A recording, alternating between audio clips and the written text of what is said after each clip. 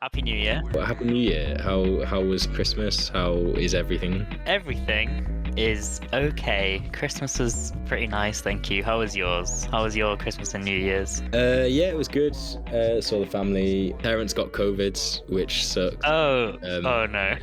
Was that like over Christmas? Yeah, pretty much bang on for Christmas itself. And it was a bit surreal because it was just a reversal of the way that you got used to it being during the height of the pandemic, where, all the adults are terrified of getting it off young people.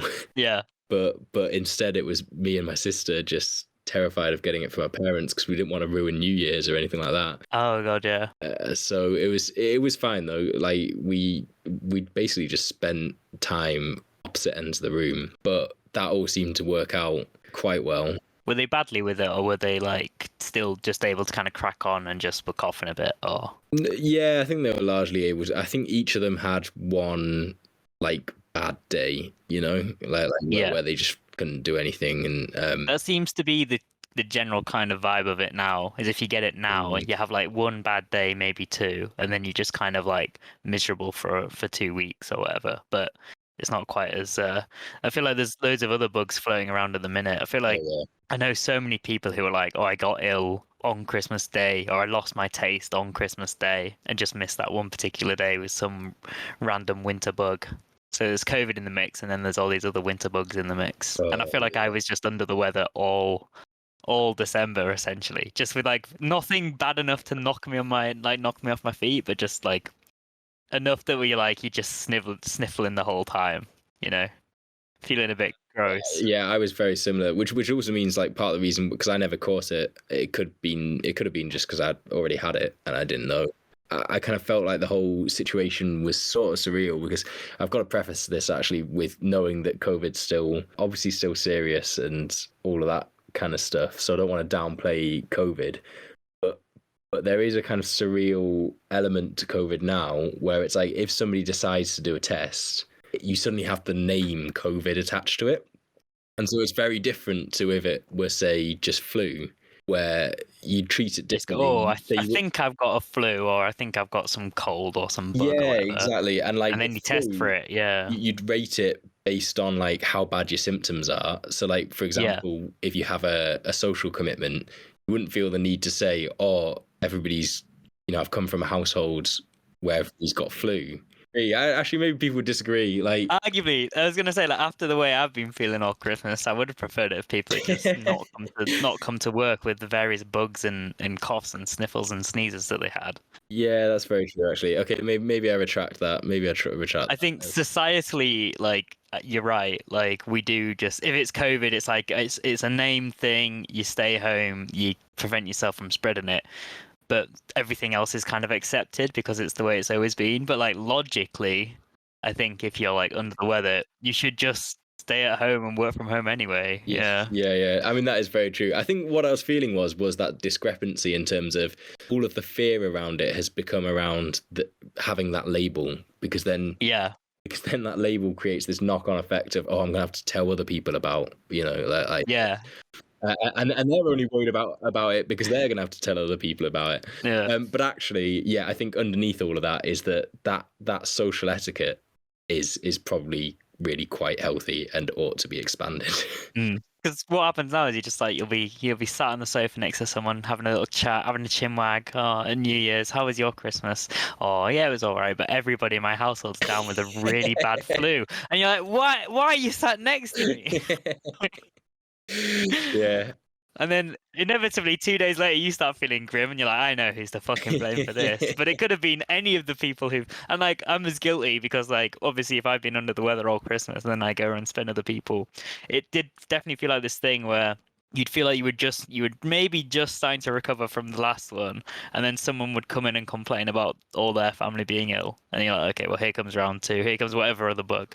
So we've gone through like a major release of Simpsons. It's really been going around, and yeah, I think that is probably testament to the fact that we really have not learned our lessons in in social grace from the pandemic, other than just with that one word. I think, to be fair, we're all relishing the freedoms afforded to us now of being able to get together over Christmas and over New Year's. Yeah, that was definitely what was a shame, because that's what we were thinking about this Christmas, was like, oh, getting the family together, and it just sort of not having to think about it, you know, just that luxury. And then you did have to think about it. Yeah, and then we spent the whole Christmas thinking about it. Yeah, I think it's worse when, like, during the time where we were all like in it together, it was like, yeah, this sucks, but at least it sucks for all of us. Yeah. Whereas now we're in the period of like, it just occasionally randomly sucks for some people, which is back to the status quo of disease, and it's like, oh, it's not as good when it's just you guys missing out or whatever. Yeah,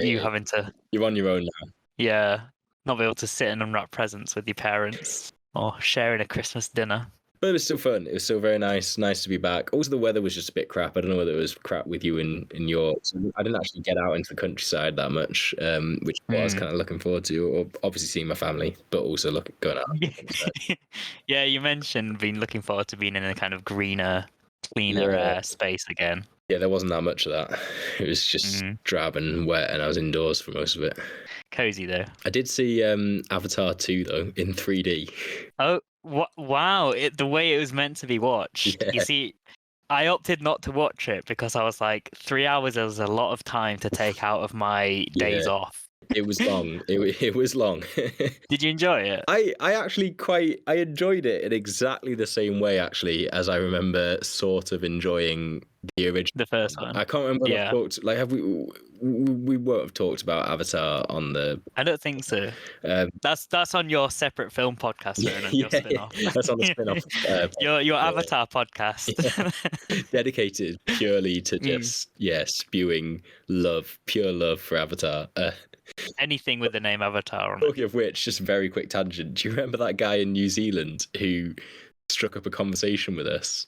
And it was whilst he was like playing pool, and when he wasn't playing pool, he was trying to pick up the girls that he was with. Yeah. And then he would occasionally pause from both of those activities just to like ask us a question. Yeah. He would then immediately turn back around and try to pick up girls and play pool. He was a multitasking maestro. Like, that's over then, isn't it? And then he would come back to you. He'd go, "What's your favorite movie?" "Mine's Avatar."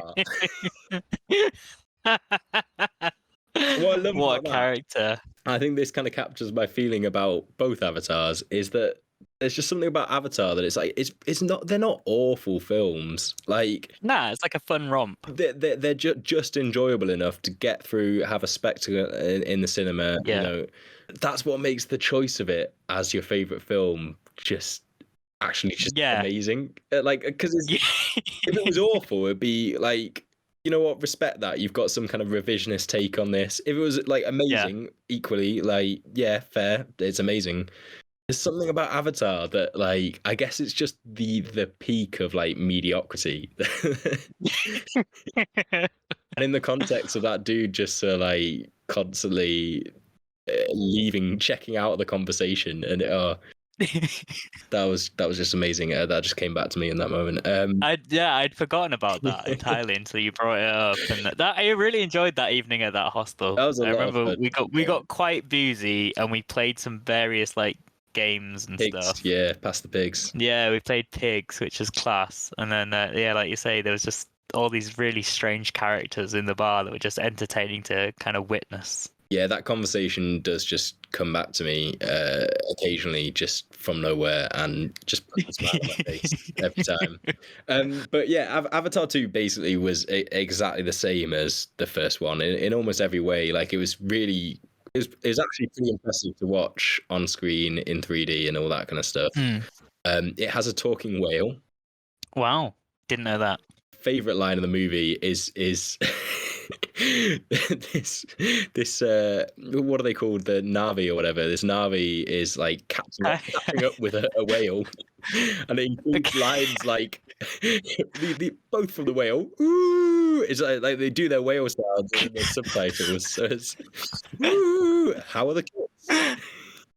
No, And then no, that's another not. point, Is that really? Really? genuinely, another point when one of the Na'vi is like trying to get Oh, the into kids. the deep trauma that this whale has experienced, and the whale goes, "Ooh." It's too painful.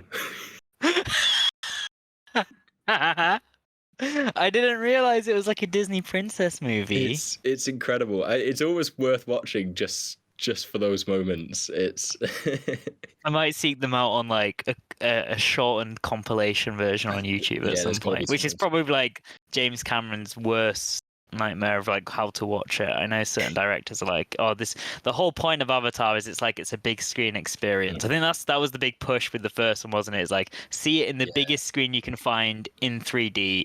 It feel like it launched 3D and 3D also died after it left the cinemas. Oh yeah, pretty Which much. I'm Yeah. impressed you managed to find a 3D cinema. I thought that was no longer a thing. I thought that had gone. I think they've basically re-rolled out 3D for 3D. this. So like they must have. I don't know what the logistics behind it are, but they must have like brought in all of these 3D glasses, or like the cinemas have had Oh my God. for getting in the 3D glasses or something. But Yeah. like I've not seen 3D anywhere in probably like a decade, if I'm honest. Probably since the last time. Neither. It was such a weird little thing, like going in, taking a set of glasses, and then popping them in a bin at the end of the session Yeah. again. Presumably for them to just be kind of like bleached and then given out to the next bunch of people, or just put in landfill. Either way. Yeah, I don't know actually, like whether Like what they ever did with them. Oh, they kept them for Avatar 2, actually. They just put them in a big vault in the ground and brought them back up again. Yeah, you know that huge budget? It was all spent on like storing these these glasses. It would be outrageous if Avatar 3 is not in 3D, though. That would be like a step It's too just far. going to be. It's clearly his thing that he wants to do with it now. So, and to be fair, it was like I guess it probably made it more immersive. How many times did you go to the toilet during it? I sat through the whole thing. I think. Impressed. Wow. Yeah. Did you not drink beforehand? I actually don't know how I did that. I should I should have felt more pride in that though. That I would definitely have needed to go, maybe even twice.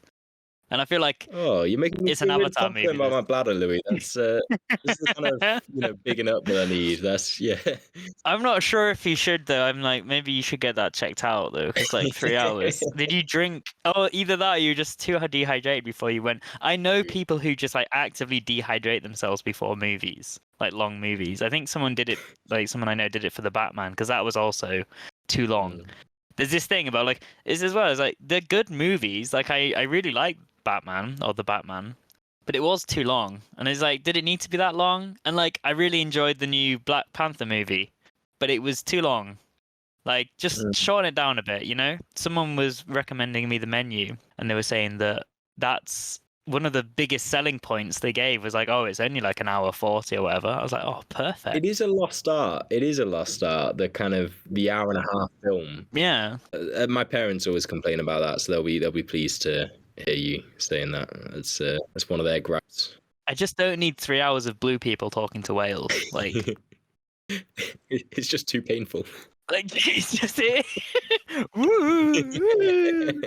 You have to see it to believe it. Honestly, it's amazing. I am debating, like, I don't want to keep harping on about Avatar, so I'm just debating, like, at some point, I think it's gone out of cinemas, probably. Maybe it's still in at the same time, but, like, I feel like I should watch it, but I'm like, oh, it's what people are kind of talking about right now, but at the same time, people aren't really talking about it that much, and then give it a week, nobody's going to be talking about it, because the Avatar cycle clearly has been established that it comes out, everybody goes and sees it, everyone talks about how it was bad, good, or mediocre, or whatever. And then everyone kind of forgets about it again, and everyone goes, and then like 2 years later, everyone's like, "Isn't it weird that we don't talk about Avatar anymore?" And that'll be the same with Avatar 2.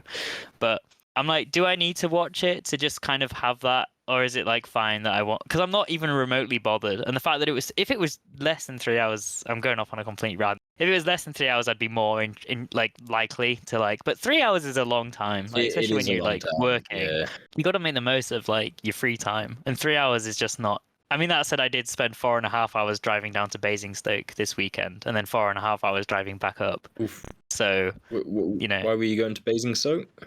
One of my mates, she's now living down in Basingstoke. Oh wow. So I took a little trip down, and by a little trip down, I mean a big drive down. But I had a good audiobook on the journey, so that kind of carried me through. Nice. And it's one of those things where, like, if you have a nice, like, it was for the weekend, and when you have a nice weekend and you like make some nice memories and stuff, the traveling bits, they just kind of blur into the nothing of your memory. Like, even though So it's a true. long time in the moment, like the drive is a long time, or like getting the train or getting a flight or any of this kind of stuff, travel, the memory of the travel, even if it's stressful, either boils down to a funny story or just get forgotten entirely, and then you just kind of That is focus so on. true. Yeah.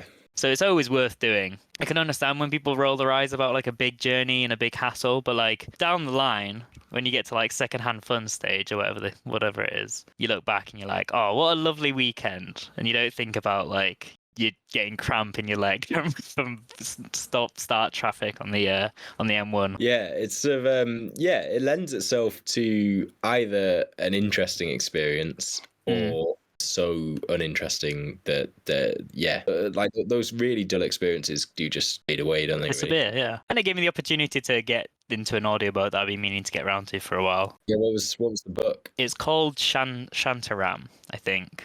I think that's how it's pronounced. And Cool. it's quite a chunky book, and I started reading it initially, and then I've just kind of hit that point in life currently where I feel like I just don't have any time to like dedicate to it's what I call like a proper book, which is not to like diminish other other books, Sure, but like yeah. there are books where like you can go, oh, I'll just read for like 15 minutes. And like you can just fit in a little bit of time and enjoy that little bit of 15 minutes with your book. That's lovely. Yeah. Shantaram, because of that, I think it's because of the size of it. It's like if I'm going to read this, I want to be sat down reading it for like an hour, 2 hours. I want to make some progress, Commit to it. and I just haven't really had the time for that recently. So I was like, you know what? Let's whack it on Audible. I've got about 9 hours worth of driving this weekend. It'll be a good time to start a chunk on it. So whack that on, and it's really good. I'm really enjoying it. Oh, that's such a good feeling. So well written. Yeah, when you just find a story and you're like, oh man, I've been missing out not knowing this story before. I've been getting a lot more sort of back into reading for like probably like the most like since probably no, I don't know. I was gonna say like the most ever, but like possibly the most since school. Like there was like a small period of time post uni. I remember like going like that summer reading a fair bit and really enjoying that. But then I feel like I just sort of slipped back out of the habit. I've just got really back into it, and it is just incredibly satisfying. Yeah. In fact, I forgot to tell you, I finished Catch 22 not too long Oh ago. yeah. What do you Um, think? I really, really enjoyed it. Yeah, So good. it's amazing. It's yeah. I don't know what else to say really. It's kind of like everything. One of those books the way you kind of feel like you have a sense of it because the whole notion of like bureaucratic mess uses that language of Catch 22 Yeah. to this day. You know, like the absurdity of it. It just Yeah. hasn't really been captured any better than through that book. That yeah, like literally I said that like the hopeless absurdity of it all, and it just really strikes a chord. And it's funny, like which is always good. I think it still stands as my favorite book. So those would be my two recommendations to anyone listening: Catch 22 and then Shantaram, either to read or to listen to, however you want to enjoy your book media. Are you reading anything else at the minute then, if you're on this kind of big reading binge? Yeah, so I've got my granny and grandpa, shout out to them. They got me a book token, which came at the perfect time because I had some books that I wanted to read. So I've bought. Man, a book token is such a throwback. I feel like I've not seen a book token in years. Yeah, you don't really see them about that often, but yeah, this just came at the perfect time, and I've nearly finished. Like, I'm probably going to finish it tonight. One book by Yanis Varoufakis. He was like the Greek finance minister, and it's all about the crash. Basically, it's sort of heavy. It is sort of heavy, Yeah. but I'm just really interested in it, and I find it really fascinating the way that like. I'm trying to remember what like led people to start talking about this. I think it was like with the Russian invasion of Ukraine, maybe, or just the general rise in inflation. But all of a sudden, probably about a year ago now, everybody suddenly started acknowledging the fact, hang on, we never really addressed the crash. We kind of sticky plastered it. Yeah. and then just kind of carried on for a decade. And you know, the main kind of efforts that were made to address it after that was austerity, basically, which just made it worse. You know, cut all your services so that nobody has any money and there's no money going around the economy. like that's a great idea. So like, it's really funny. Just suddenly, all the kind of commentariat, so to speak, just suddenly go, "Oh yeah, hang on, there was a crash like a decade ago, and we've never really gotten over it."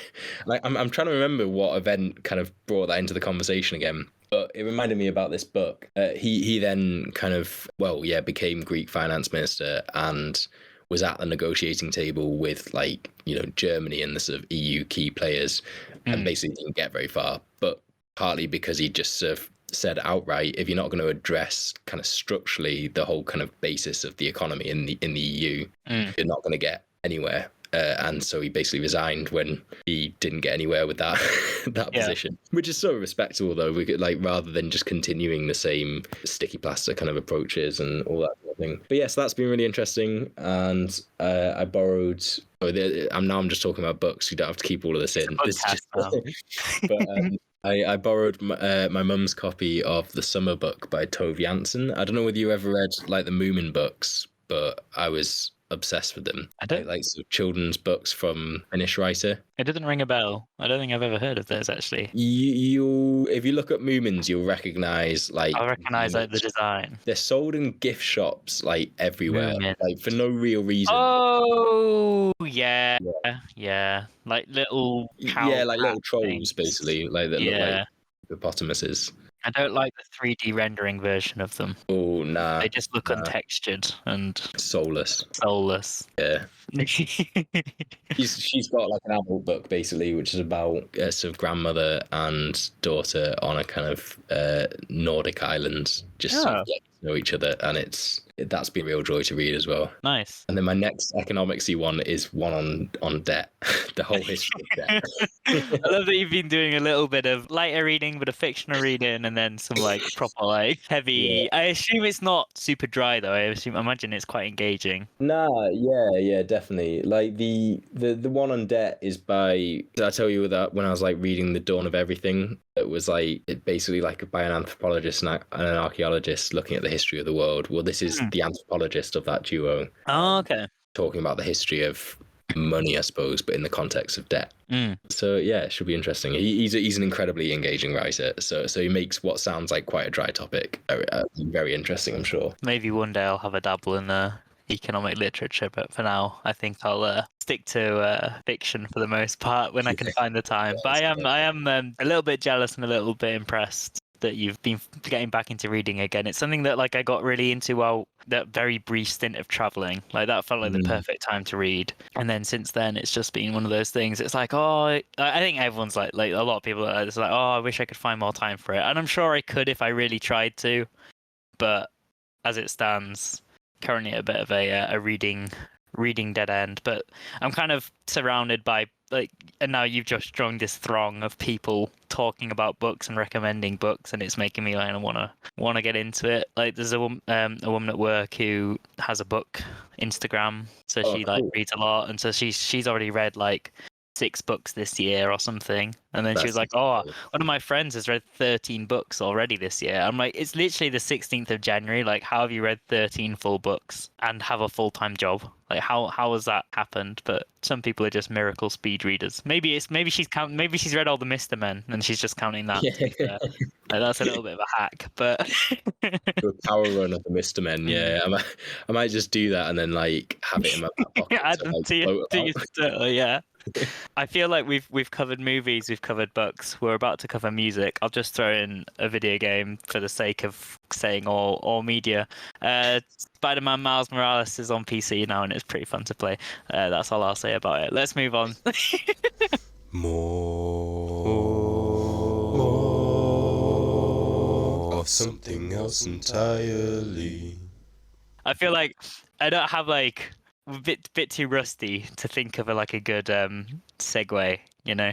Nothing was coming natural. Oh my god, it was right in front of me the whole time. No. Oh, you said the Miles Morales, the Spider-Man game, and the album's called Spiderland. Ah, man, that's bad. That's embarrassing. You literally even, like, heavily referenced that earlier by singing the By Spider-Man singing song. Spiderland, yeah. Yeah.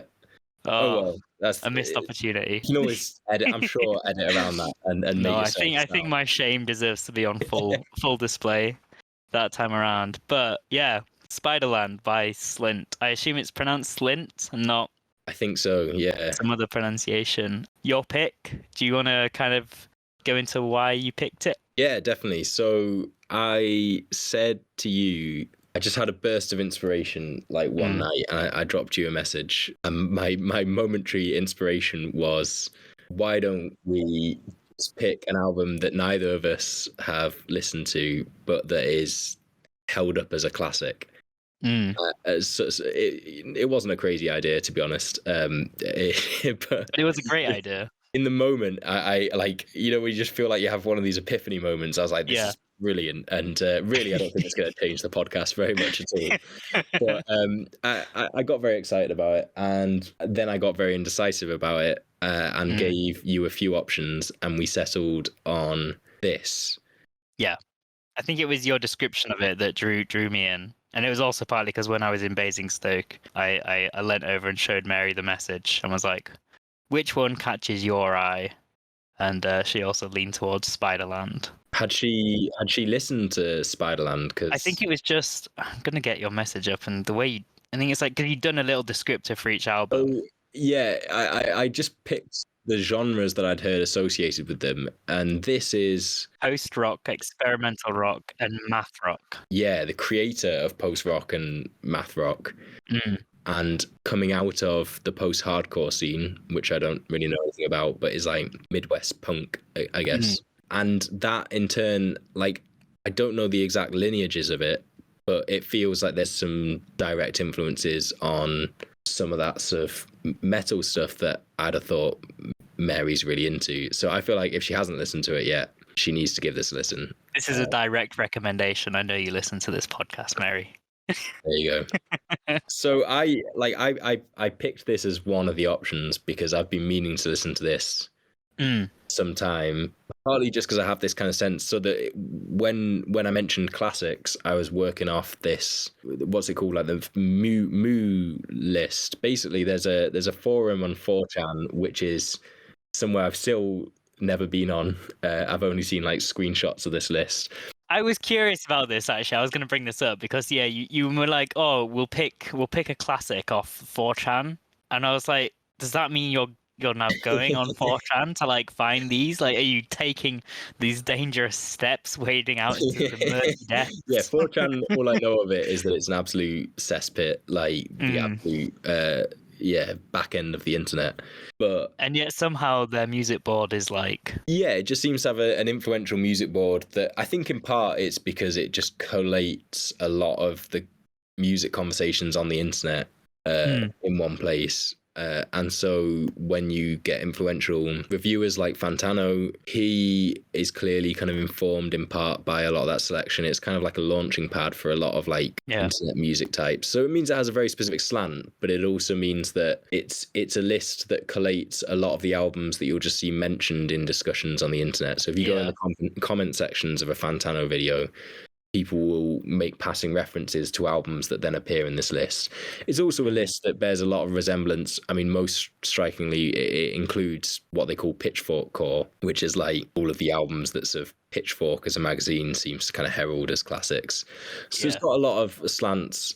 Most, like, we should probably recognize that most clearly it's being a product of the internet and music nerds in general, it feels very kind of male a lot of the time. That's the context of the list, but a lot of the classics that are on there are just in the cultural zeitgeist as classics. And this is one that I'd seen come up time and time again as, along with another band that I got really into not too long ago, Talk, essentially the creators of post-rock, the inadvertent creators of post-rock. So spinning out of these two bands, Talk, as a quick aside, who were a kind of synth pop band in the 80s, some really big hits, just completely reinvented themselves with these really long-laboured albums of kind of minimalist, kind of long, drawn out songs. These beautiful kind of like understated. I like that you led with like quite negative descriptors. You're like, they're long, they're laboured, they're drawn out. I was like, oh my god, sounds like an absolute drag. And then you're like, and then they're beautiful, and I'm like, oh okay, there's some I meant laboured in the sense that a lot of care was put into them. Apparently, like the kind of the mantra of the leader of the band. A labour of love creating it, not a labour to listen to. Yes, Okay. yeah, exactly that. I realise now how that might sound. Yeah, you're getting a classic kind of more of something else entirely description here, because I'm already on a tangent about a completely different band. But this is a band we might return to, because I have considered picking them before. But I might as well just make a side recommendation now.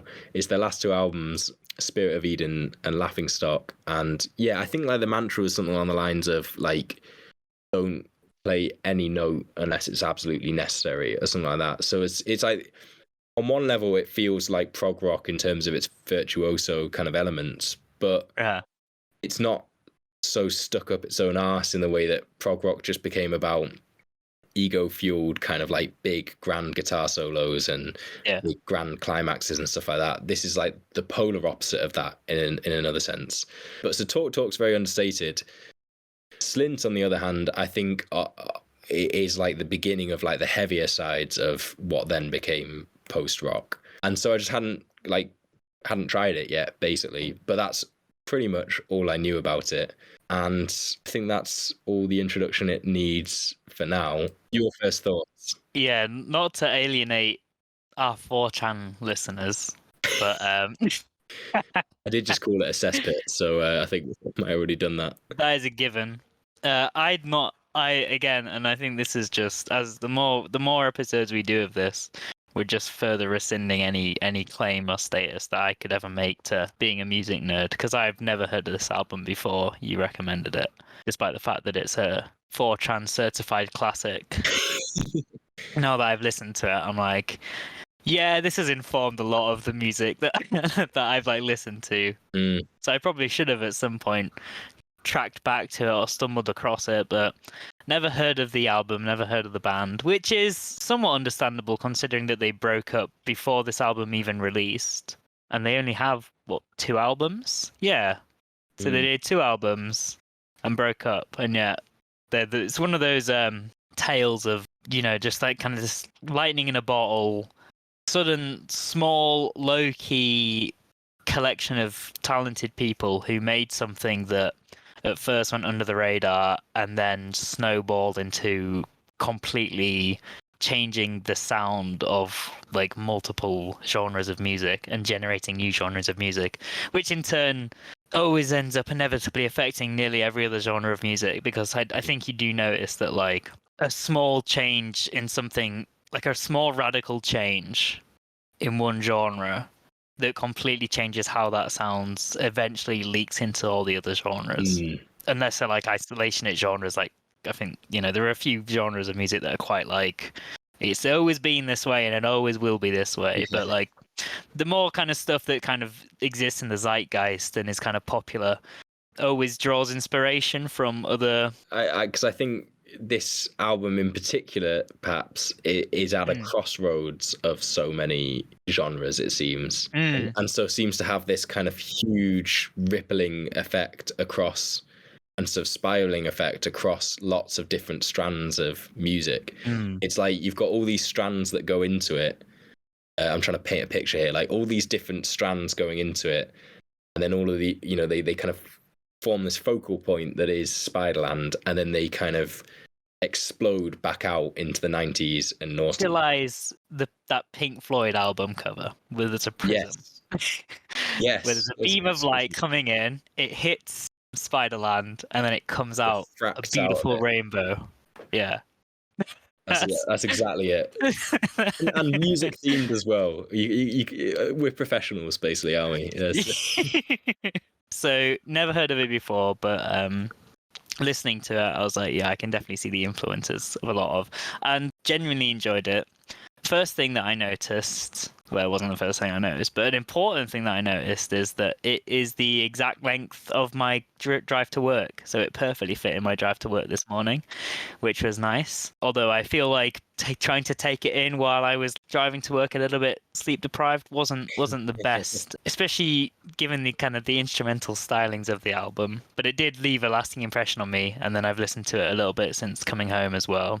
But it's weirdly, I think what kind of struck me on the initial drive in the morning, and it might have been because I was tired, but it's got this kind of comfortably ominous nostalgia to it. Like everything sounds like it's in that haze of, I kind of want to call it like 90s, early 2000s nostalgia, but is not. You're not like looking back through red tinted glasses and like chilling out and mellow. It's quite an anxious, ominous sounding album, and I think, as you mentioned earlier, I don't know if we'll include it, but when you were dealing with your sound issues, channeling some of that anger and angst, because it's very angsty, but in a understated way. It's one of these albums where it's like you can't just use one word to describe it. It's kind of like these kind of disparaging marriages of words where you're like, yeah, it's ominous, but it's like comfortably ominous, which is like, yeah, I think you've hit the nail on the head. Yes, that is a phrase. yeah. I think you've hit the nail on the head there, in a few ways. And I'm gonna try and retain all of the sort of strands of my thought, which is easier said than done.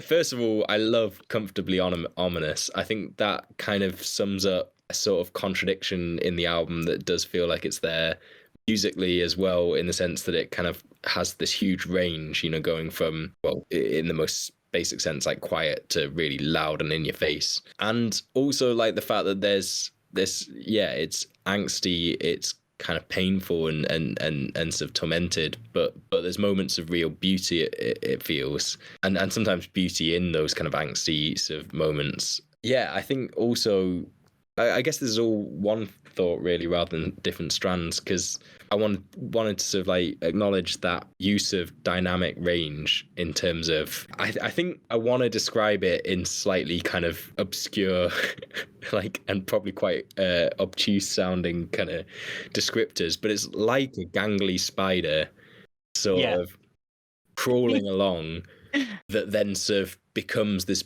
big thumping beast that's like throwing sludge at you. I don't know, like with the riffs sometimes, like it's. Yeah, I can totally see that. I feel like just the words there, rather than the meaning, even better describe what it's like listening to the album musically. Like, take the words that Ronan's just said and think about how they make you feel. Yeah, that's how the album makes you feel. and then like the angst. I guess the only other thing I wanted to say on that was it actually gave me a sort of a fresh respect for like the sort of emo scene, I suppose, that I don't know much about, but I suddenly felt like I understood why people connect to all of that so much, because these big releases of, and also actually similar to the Slipknot album that Mary shared with us, those huge releases of kind of pain, essentially, in vocal form. And most strikingly, I think, like, I wasn't sure when to bring this up, but I think this is just the standout moment of the album. It's the climax at the end of Good Morning Captain, where he just screams, "I miss you." It's got that big sort of sludgy riff, and that is just incredibly powerful, that moment. Especially considering it's the end of the album as well. Like, it just finishes on that note of power. Yeah. And then you just sat there, like, in the last few minutes of the car journey in silence, like, oh wow. It's hard. I mean, like, I've become, having said that I didn't think I was going to have much of a chance to listen to this, I've been listening to this like almost on repeat. I've become a little bit hooked on it, and I think that moment, if it hadn't already, like, if I wasn't already sold, like, that moment just, I think because like I was listening to it, I had like that kind of musical hat on mostly. And then with that, I just sort of felt it more, like when you feel it sort of like emotionally, rather than just trying to kind of like analyze it or anything like that. I wrote down that it kind of, I think sometimes music has this kind of special ability that I think other forms of media don't always necessarily have. So like a movie or a book can make you feel a certain way, but it's in kind of line with the narrative. Whereas an album or a song can make you feel things that are kind of disassociated with what it's trying to achieve, or what it's trying to achieve isn't like particularly clear. And I think that the instrumental side of Spiderland, because like the vocals, it was very narrative kind of driven, spoken word storyteller type energy, but because it's so kind of like most of it is quite soft spoken and kind of layered underneath the instrumentals, it's kind of underneath, so you're not always fully listening to the lyrics like word for word, but it's all just kind of creating this combined effect with these like sludgy instrumentals, as you say, sludgy in parts but also very, very precise in other parts, which I think is where like the math rock side of things comes from. But the way the instrumentals make you feel is what I've written down as like, for me, I think it kind of like in the car journey this morning and then this evening listen to it as well, it kind of taps into those kind of unthought and unspoken and sometimes even like unfelt emotions where you like feel things listening to it and you're like, oh yeah, I've not like felt like that in a long time, or like I've not been to that part of like the angsty kind of anxious energy of the album, but in a very particularly kind of coming of age way almost. I don't know if that would be the same for everybody, but it kind of, sometimes music can just bring out a part of you that's been kind of deep down for a while. I don't know if that makes any sense, but yeah, no, I actually thought something similar. I think it gave me a bit of that feeling that I used to get from like part of what drew me to a lot of like indie music growing up was sort of like those staring out the car window moments. I wouldn't say that Slint are that.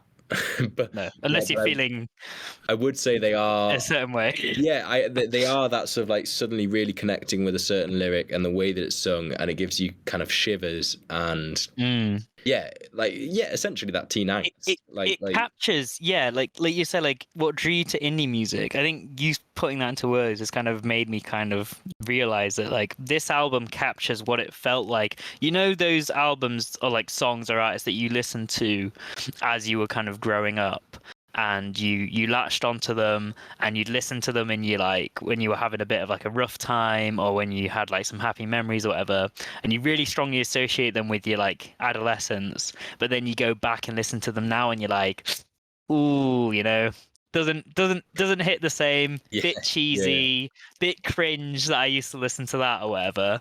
This album kind of recaptures the feeling of those songs, of those artists, while actually being good. like being appreciably art. Yeah, I think part of that, I've actually got, I've got two things on that. One thing is that I think part of it is genuinely because, I mean, as we've already talked about, the musicianship's kind of just amazing. It's got also like those really kind of almost like atonal guitars. Like the guitar sound is really distinct, and really sort of impactful. And there's some like really odd time signatures in there which sound kind of seamless, but like as in I don't think I didn't notice them at first. Certainly, like, you know, like the first song I think is like in 7/4, and like the next one's in like 5/4. You know, like I didn't notice it at first, but I think that's all adding to that slightly off kilter. To add to that sense of unease, doesn't it? Yeah. So there's all that kind of musicianship, and then there's also like the storytelling. Despite saying that it's, you know, full of teen angst, it's hard to believe that it's just a bunch of teenagers that were writing this stuff, because the storytelling is so rich with, and like you say, you can't always hear it. I had to look up sort of a lot of the lyrics or like listen in with earphones and stuff like that. I enjoyed that it was rich without being overwritten. Yeah, well, it's rich but ambiguous and kind of understated, I guess. Like so it's the images that are rich, I suppose, more than anything else. So all of that calls to like a sort of a maturity of sorts, it seems to. But then I don't want to derail it too much, but I was actually going to sort of talk a little bit about, on the flip side, the experience of listening to an album knowing that it's like seen as a classic? Because I don't know whether you were listening with this lens at all. Not massively, I guess, in the sense of like knowing that we picked it for being a classic, but almost I think there's the different lens of listening to one that's kind of seen as a universal classic and listening to one that's seen as a still universal but like picked by music nerds. I was like, I went in going in like, okay, I'm expecting this to be instrumentally, like I knew it was math rock, and that was kind of like the overarching thing that I was expecting to take away from the experience. Was I was like, there'll be some interesting time signatures and some impressive guitar playing. But like we were saying about prog rock, is that math rock can have a tendency to kind of be a bit up its own arse, and I think a lot of math rock artists, you know, no offense or anything, but I think sometimes they get a little bit too hung up on the intricacies of a off-kilter time signature, and they're not actually as interested in the artist. Like it's almost like when things are greater than the sum of their parts. I think a lot of math rock is just like, oh, it's just a really good part, but when you put it into a sum of something else, it kind of falls flat on its face. So I was kind of expecting it to be a little bit, I don't know, overhyped potentially. I wasn't expecting to enjoy it as much as I did. So I guess that was kind of the lens that I went into it with, when you were like, oh, it's a classic. But I don't know like how you felt going into it. That's interesting actually, because I felt like I was going into it a little bit differently, although I would say agreed on math rock and some of the problems of of that genre, or at least what I know of that genre, and just that sort of philosophy. I mean, thinking anything is better just because it's more complicated, I have real problems with. I actually think that's one of the things that's interesting about this, is that it isn't full of particularly, like, I mean, despite having sort of mentioned the odd time signatures and stuff, I wouldn't say it's full of anything that's crazy in your face virtuoso. Maybe it's just that, you know, like that song in For Dinner, is it called, the instrumental one? Yeah, is so deceptively simple, but I think is used to incredible effect. It constantly sort of builds tension and then sort of releases, but you know, it ends with like just the same note over and over again, and that's really impactful, like this kind of droning effect. You know, so there's a lot of use of simplicity. But getting back on track to the sort of experience of listening as a classic, I think I was unsure what I'd think of it, just because knowing that it was sort of heavier. I like, for example, those sort of sludgy riffs that I've talked about, like especially on that second track, which I've forgotten the name of. They've all got slightly odd. Nosferatu, man. Yeah, that's the one. Like that I probably gelled with the least, and there's just something about those really kind of heavy riffs that just don't do it for me as much, I guess, you know, and so maybe there was like a part of me that was sort of like had barriers up around that. But I think what I was thinking with the experience of listening to something, knowing that it's a classic, is that you come to it with this lens of like pre-respect or pre-awe, like it's already got a sort of an aura around it that makes you kind of fascinated. And I was thinking, like, the first time listening through, it sort of struck me that on one level, like, that's probably not a good thing, you know, in that it can sort of skew your judgment. But on another level, I'm just not sure you can escape from that with music. And it actually reminds me in many ways of the experience of listening to something which has been great about this podcast, when somebody you know has kind of recommended it, you know, like when you get that sort of, there's a passion there, and it makes you listen to it with a different lens. Well, listening to what's seen as a classic is a little bit like that. You kind of know that there's all these people that feel so passionately about it. So you know that there is something in there. You've just got to kind of listen out for it and be open to it. And you will get a rich experience from it because of that. If you open up to it, Yeah, and there's something... So, like, a part of me was, like, quite cynical about the way in which I might be skewed by knowing it's a classic and stuff like that. Actually, I think that there probably is a chance that skews judgment, but I don't think that's necessarily a bad thing. There's something about that collective listening experience, I think. So they're my muddled thoughts. It opens you up. I like that. Again, this is something that like I've not really thought about before, and another reason why I enjoy doing the podcast with you is because it makes me kind of like occasionally have like a new perspective on how you kind of consume music. And you're right, like when you go into an album knowing that it's universally acclaimed or it's beloved by many, the same way that when you go into an album that's been recommended by someone that you are like close with and they've recommended it because they think you'll connect with it, you go in with a more open mind, but also just like more, you give the album more of your time and more patience. You give it the time to show you what it's got. Whereas I think I definitely find this is a lot of the times when I listen to new music, the first listen is always a kind of a gut initial reaction of like, yeah, I like this, or not feeling it, not for me.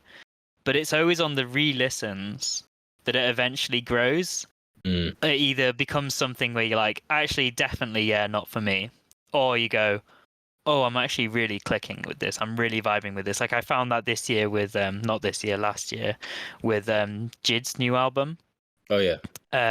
Where my first listen, I was like, yeah, I quite like this. This is pretty good, but it didn't connect with me massively. There were no songs that jumped out at me straight away on the first listen. Like it was, I enjoyed the experience, and I was like, yeah. And then it naturally started to transpire where like maybe one of the songs would come up in a playlist or whatever, and then hearing it again, and then hearing it again, and all of a sudden, before you know it, it's become one of my favorite albums that I listened to last year, and it's become like a top priority for me to get on vinyl. And I think what happens with a classic or with a recommendation is you kind of jump forward a few of those steps. You miss out the first couple of like listens because you're already going in going, oh, you kind of like pre-warmed up for it. You're like ready to kind of take it in as an experience. And if a friend's recommended it to you, they're listening out for what it was about it that they wanted to show you.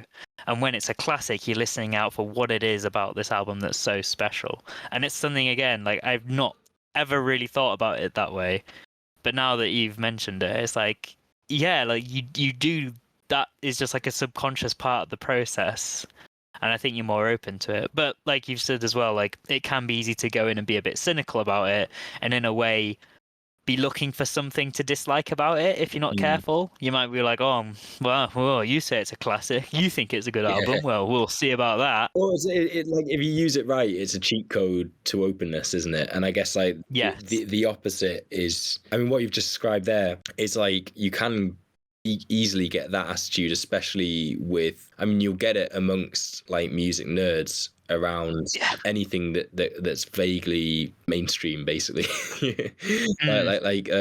Or that they consider mainstream. Like I feel like I'm putting up like a straw man here, but like I'd have probably been like this as like a teenager, or maybe more so like even when I was like younger, like really early teens or something, like when you're first becoming aware of music and it's like I'm not gonna like mainstream music or something like that. So you know, I'm not attacking anybody but myself here, or sort of my younger self, but that is like the absolute worst. That's the flip side. That's like the absolute worst way to go into listening to music, because you've already just got those barriers up. So and you just, I mean, the person who loses is that person. Like you just lose the opportunity to have a potentially really kind of eye-opening experience, I guess, because you're refusing to open your eyes. You've got them sort of like clamped shut and a padlock on, you know. Yeah, I think generally speaking, when it comes to listening to music, you always want to go in optimistically. You always want to go in wanting to enjoy it. And then if it lets you down or it's not for you, then it's a shame, but you gave it a fair chance, a good shake. But if you go in, like you say, with your open mind and you just like, I am willing to give this every single benefit of the doubt, even if you like, usually it's a genre you don't enjoy or anything like that. Like, I think that's the way that you do end up discovering more music. I think a lot of times people can end up very much kind of set down a track of what, like, I like what I know and I know what I like, and then they don't want to kind of branch out, and when they do branch out, they branch out with a very closed mind. Like I know I've been guilty of this in the past as well. Like someone will be like, oh, listen to this, and you're like, I already know I'm gonna not like it, and then you go in thinking that, and then surprise you like determinedly don't like it. And I think there's certain elements where like there's no logical reason for you to not like it, but you've just decided like, I am dying on this hill. Just I think music of all kind of genres, all like mediums, is the one that you can go in with a more open experience of any album, if especially if someone's like recommended it to you. But if you can try and do that, you'll end up with kind of a more well-rounded kind of selection of music to draw from, and then you'll have more music for various moods and stuff. Like there's only positive outcomes of kind of opening yourself up to and just being willing to listen to things in a positive mindset. I think the internet age is really kind of drilled in because like the algorithms love negative content, negative reviews, rants and raves. Everyone loves a good put down. So I think it's very easy to kind of go around and kind of like, oh, have you heard the new Taylor Swift album's terrible or whatever? Don't know if it is or not, by the way. I haven't listened to it. But people love a good like to shit on things. But I think you're kind of missing out if you don't open yourself up to, and it can apply to other things as well. Obviously, like if you're like, oh, I don't usually like rom-coms, but give them a try because you just don't know. Give them a good honest college try. And it can give you like a whole new like a whole new element of music or art, if it's like some of the kind of form like film or whatever, like a whole new element that you can enjoy. So you know, like for example, I always say that I think I've probably mentioned this before, but that I discovered rhythm really late on. Like I just don't think I listened for rhythm in music for a long time, and then I started getting into like, I guess, this sort of like funkier post-punk or like kind of post-punk influence, like indie scene. So you know like Two Door Cinema Club and Block Party, like the dancey indie, and that was probably the beginnings of like something, and then sort of got into sort of hip-hop and all that kind of stuff, and suddenly rhythm became like a really key thing that I'm often listening out for in music. But it's not the only thing, and like you'd be confining yourself too much if you only, I mean, obviously for some people they're just not going to get any joy out of the more sort of melodic side or the more rhythmic side. That's fair. But you have the potential. Like no one should ever like force themselves to like a wide variety of things. It's just like be open to the possibility that at any point in life it might suddenly click. Like you're saying, like rhythm came to you late. Yeah, which is like the whitest thing ever. I realize that. I just want to make that clear. I mean, I don't want to get too preachy, but it feels like it's a good thing for life in general. Like food, activities, literally everything is like, don't just be like, oh, I don't like it, full stop. Be like, well, I didn't like it or I don't currently like it, but you never know when a random song, a random dish is just suddenly going to click and you're going to be like, oh, unlocked a whole new area of life to explore. I feel like I'm getting very here endeth our lesson. We're starting the new year with some moral teachings for you all. I'll end it with I know we've been saying put downs are bad, but I'm trying to remember this one that I heard about when Muramasa went guitar based. He released that really guitar based album, and I'm trying to remember the description, but it was something along the lines of The Guardian like gave it a shocking review. It was like punk written by a Tory. which I just feel was golden. I don't even remember it being a particularly bad album or anything, but as a put down. Was that the one with the slow tie feature on one of the songs on it? Like, you have to deal with it. Yeah. I mean that's a cracking tune. I wanted to ask you a question. Mm-hmm. So I see you've added Spiderland to one of your playlists. Yes. Are there toucans in Colombia? Yes. 2 questions. Question 1 is, what is the vibe of the playlist? Like, what with these songs, are they added to this playlist, and is it a playlist full of similar energy to Slint, or is it kind of one of those amalgamation playlists of just what you're listening to at the minute? One of my amalgamation playlists. So I always have a playlist that's just running and has a whole hodgepodge of songs. What I quite like about them is that I like to think that they develop a vibe. It's just a very idiosyncratic vibe that is just wherever I'm at that time. So they're more like a time capsule vibe, you know, because they've just got whatever I'm listening to. And I always feel like, for me, just by giving them a name and a photo, that sets the vibe. Kind of like we've talked before about how... What is the photo from? It's from Inside Llewyn Davis, which is like... Oh my god, that's why I recognize it. Yeah, I've just rewatched it recently, and that really held up as well, actually. Can I ask as well, what is the title inspired by? And my other question was, is it Colombia the state on purpose? No. Should it be a U? Is that why? It should be a no.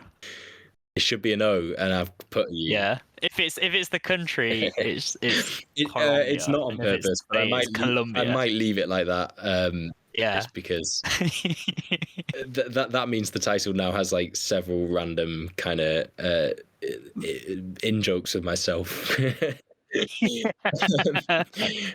Originally, it was because I went to a friend's party for New Year's, and they had a poster, like a Costa Rica poster, in their bathroom, and it had a toucan on it, and I was like, Yeah.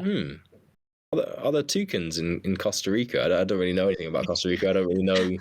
I kind of think of toucans as like an Amazon thing, I guess. So I was like, Yeah. I didn't know that. And then I kind of quite liked the idea of this kind of mundane but open-ended question. I don't know why that really interested me, as like Yeah, it's got a really nice ring to it. yeah, exactly. But then I looked it up, and so then it wasn't this kind of open-ended question anymore. I knew the answer, whereas I kind of preferred it having this like mundane mystery to it. So I still don't know whether there are toucans in Colombia, the country. I'm guessing there aren't in Colombia, the state. There might be like one or two pets in zoos. Zoos, yeah. But yeah, so It's almost got that extra level of whimsy now that it's just the US state. Yeah, I know, it really does add to it. It probably means I can look up I don't know why I liked this idea of like a mundane question you don't know the answer to. Like, it's hard to explain why that seemed like a good idea, but it just did. I honestly, I love all your playlist names. I enjoy coming up with them. That is kind of part of it. They're often just quotes from things, but I like when I can just come up with an interesting sentence. That's what this podcast name was stolen from. Yes. One of your playlist names. I forgot about that. Reused and recycled and reloved. Yeah. But yeah, I don't think I've got anything further really to say on Spiderland. So I don't know if you want to pick like favorite song, and then we can, unless you've got any more thoughts and feelings to share. I think hopefully we've probably covered it in our usual slightly sprawling, rambly way. Yeah. Sprawling feels like it could be another good word for like, especially the quieter instrumental bits. It like, there's something about the spider in the name Spiderland that fits with the kind of like creeping element of the Tendrily album. It's not a word, but I think, do you call it petrally? Hensley. Hensley, with like yes. tendrils. Yeah. I think that captures it. It's all these kind of gangly parts. Which create quite a gross image of this album. No, yeah, but beautiful gangly parts. Like yeah. That's a good name for a post-punk band. Beautiful gangly parts. Yes, that is a really good name. Well, we know what our band's going to be called if we form one, Louis. Yeah. Our Slint tribute act. Oh, that was another thing I was going to mention. Oh, God. The other way that I knew of Slint, also like my dad had, because he'll be listening to this going, I knew about them first.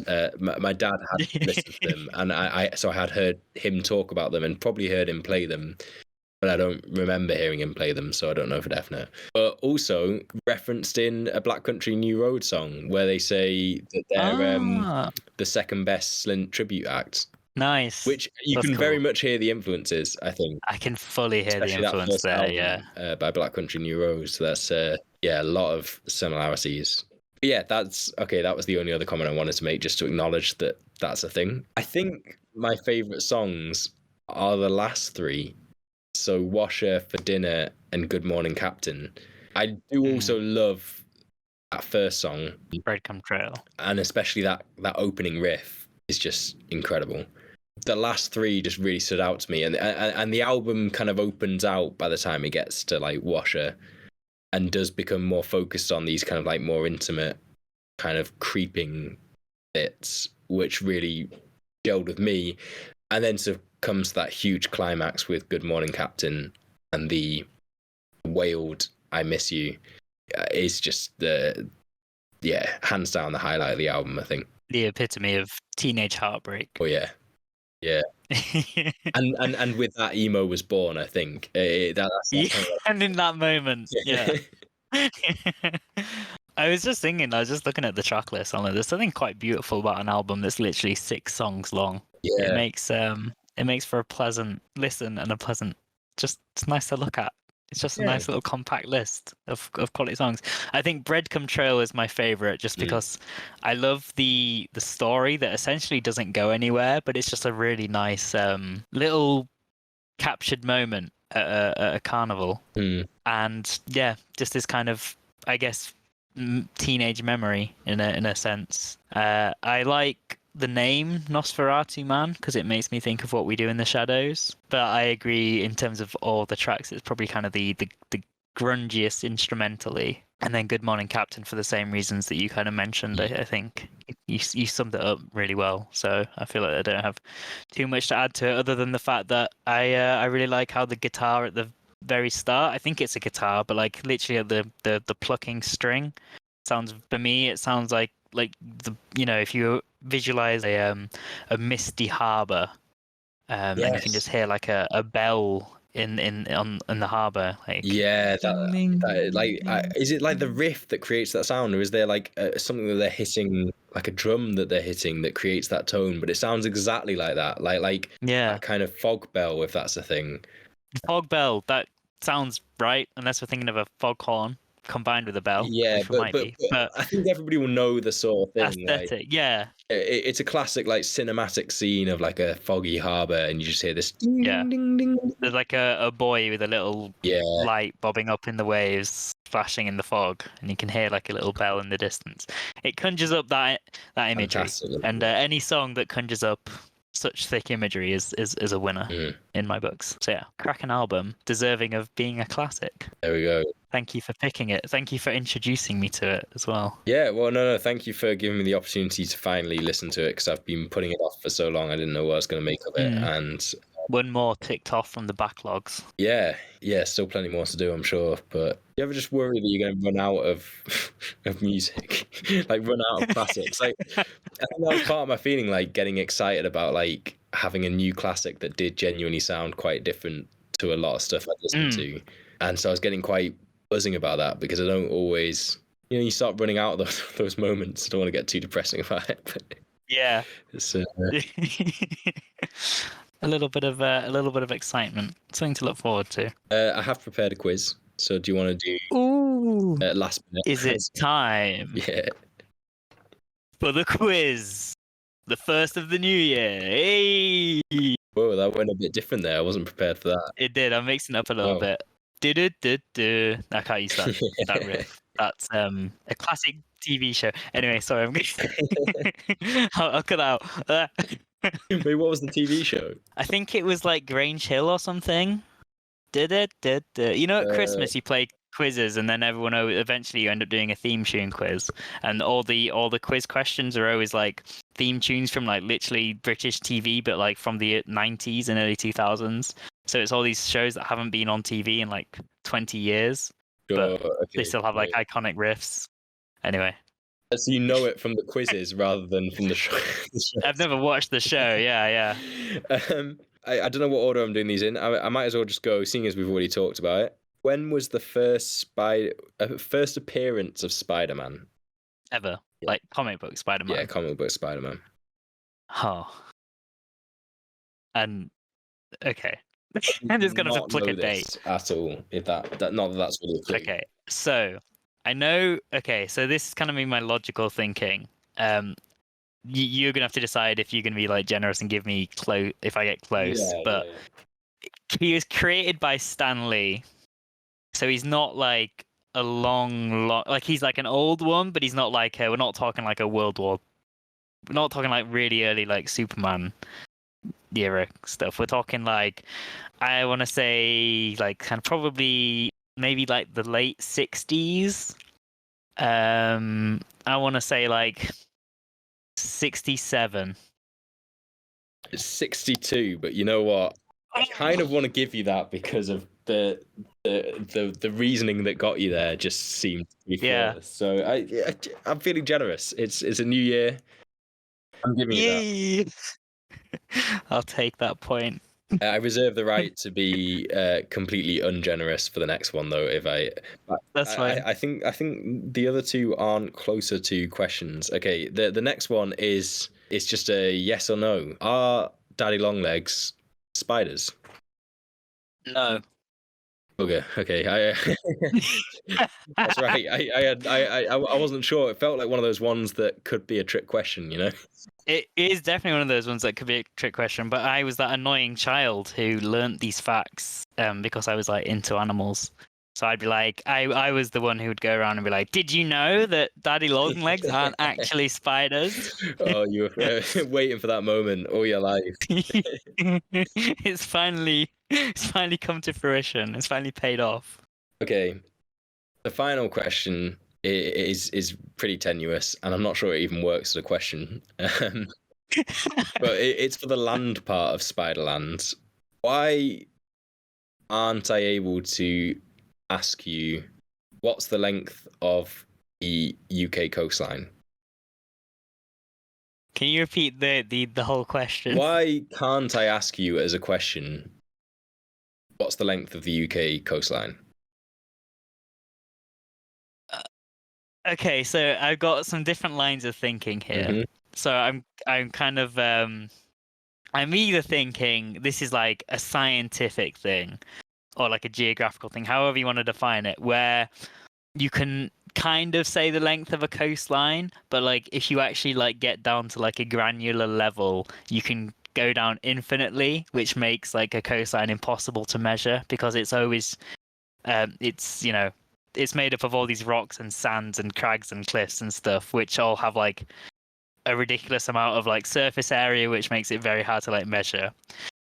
It's either that or it's because but then that, okay, now I'm gonna go through my kind of thoughts on this. It's either that or like because the coastlines are constantly being eroded and stuff, so you can't have like an accurate length or whatever. Or the fact that you're like, why can't I ask you about it?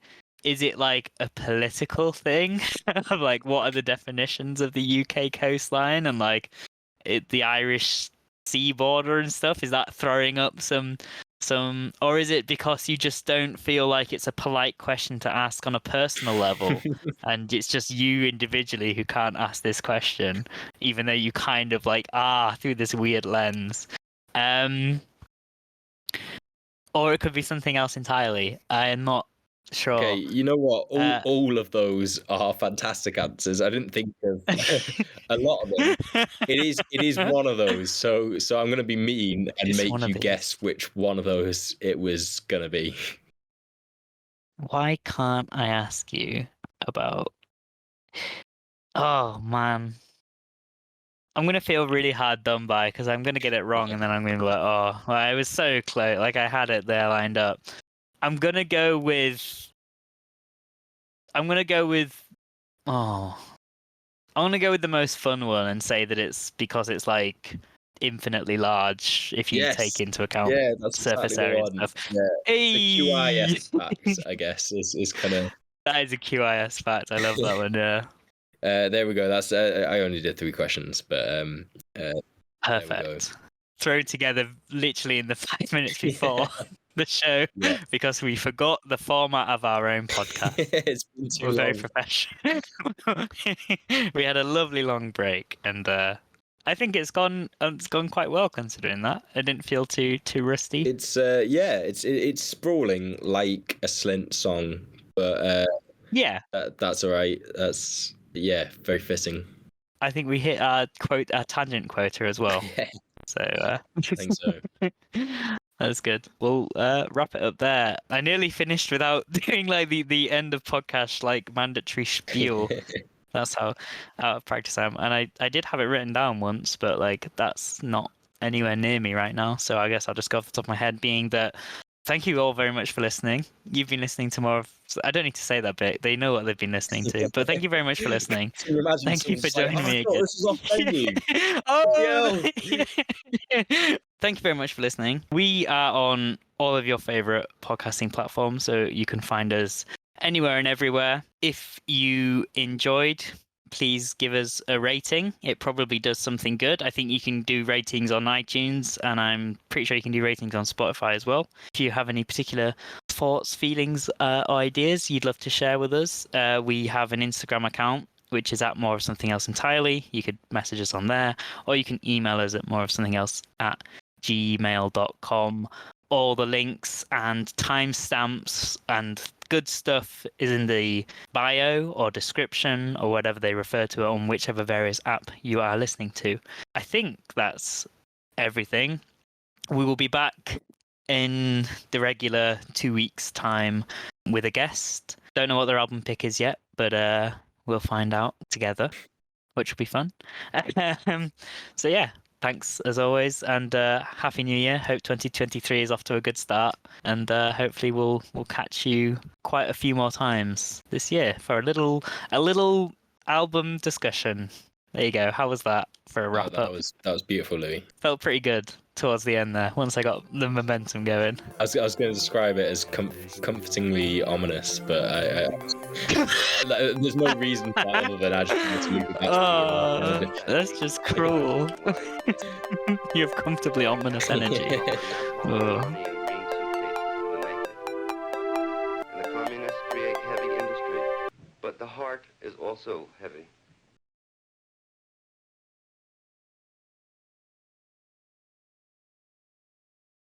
Spiderland. Spiderland does whatever a Spiderland does.